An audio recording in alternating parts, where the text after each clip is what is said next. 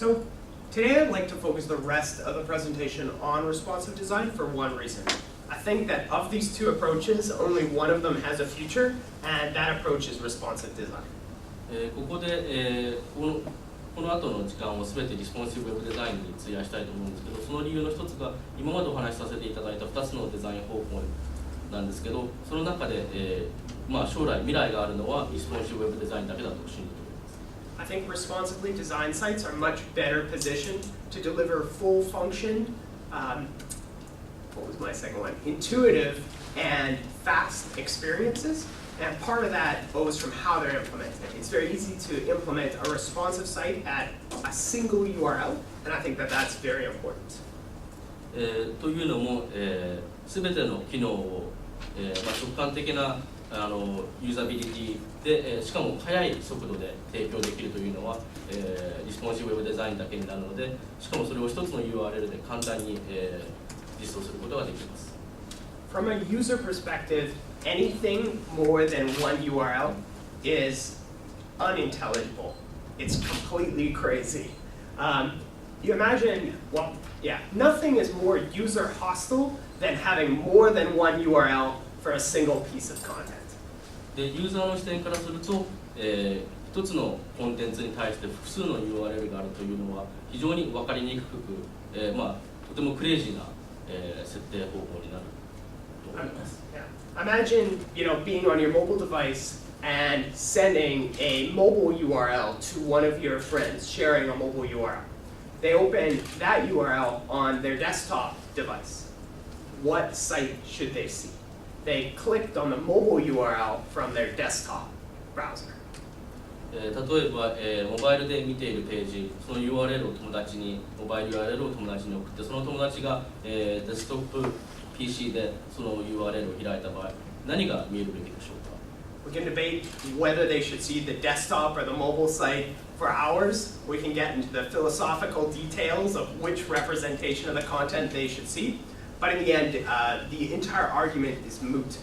They should just never be in the position to be sharing different URLs for those different devices in the first place. どちらの、コンテンツが配信されるべきか見えるべきかというのは何時間も議論することができますが、根本的なポイントというのはもともとそもそもそのような複数の URL っていうのが存在するべきではないと考えます。So I'm going to get into this, open source tools for responsive design right now. One thing I tried to do while I was putting this presentation is put together a list of open source tools for server-side template solutions. But it was the shortest list ever. I didn't find anything. So we're going to focus on open source tools for responsive design. I think part of that is telling about how much lifespan server-side templates has. There's not a lot of work going on in that space right now. ここで、リスポンシブウェブデザインに関する、存在しているオープンソースのツールに関してお話しさせていただこうと思います。当初は、サーバーサイドテンプレートに関するオープンソースのツールに関してお話しさせていただくつもりだったんですが、非常に、数が少なく、あまりいいのを見つけることができなかったので、ここは省略させていただきます。そもそもそういったオープンソースがないっていうのも、どれだけ、サーバーサイドテンプレートが短命なのかっていうのを示しているかと思います。Alright. So we're going to switch out the browser here. And I'm going to start going through some exciting responsive design tools. You guys have probably seen these before, but who's seen Bootstrap before? ここでブートストラップを見たことがある方、手を挙げてください。Sweet. Yeah, certainly if you're a developer or designer doing any work on the front end, Twitter's Bootstrap is a very the Bootstrap CSS framework is a very interesting place to start looking at responsive design. レスポンシブデザインをされた方に関して、ウェブデザインエンジニアの方に関しては、ブーストラップ CSS というのは本当に、使いやすい、面白いスターティングポイントかと思います。Just to show some of you who aren't maybe particularly familiar with the aspects of responsive design, I'm going to show you how the browser or how the site reacts to different size things. You can see there, of course, as I shrink and change my browser, that the site shrinks and changes. You can see the menu disappear and change to a slide-out menu, and you can also see the content change as well. このように、ブーストラップの、コンテンツの配信、見え方というのが、そのサイズにスクリーンのサイズによってどんどん変わっていくのが見えるかと思います。メニューが表示だけではなくてメニューが変わったり、いろいろとボタンの配置が変わったりします。So Bootstrap is an incredibly popular CSS library, and the key thing that it's going to provide for helping you get started with your responsive design is a grid system. ブートストラップは非常に人気のある CSS のライブラリです。で、一番最初に重要になってくるのがグリッドシステムになります。So in particular, this grid system is going to allow you to define how your different columns, how your layout of your website should change as devices of different width and height access it. グリッドシステムというのは、どのようにそのサイトの構造、コラムやレイアウトがどういうふうに表示されるべきかをここで指定することができます。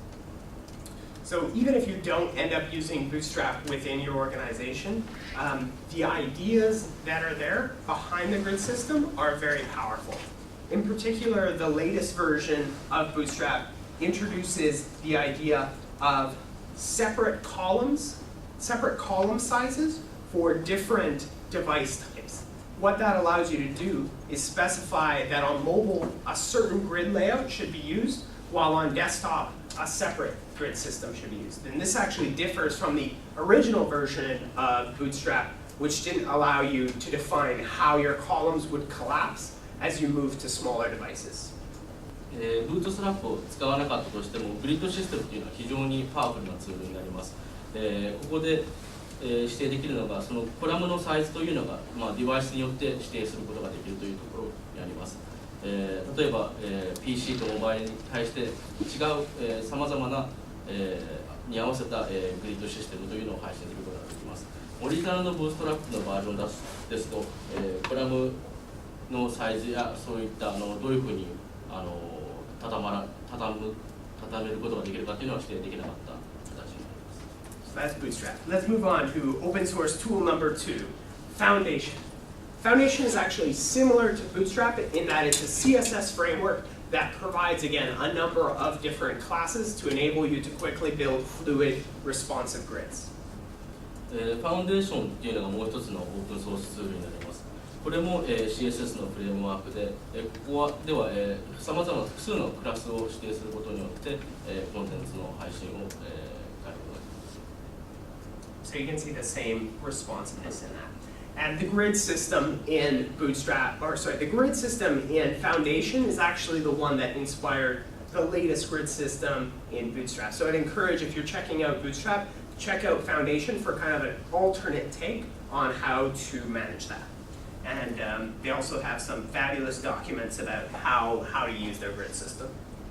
ファウンデーションの、グリッドシステムというのが、最新版の、ブートストラップの、グリッドシステムの、基礎となっているので、ここで、2つのグリッドシステムを見ていただいて、比べていただくと思っています。So now I'd actually like to talk about some of Mobify's contributions to open source, as well as some of the tools that Mobify has been developing to help enable responsive design.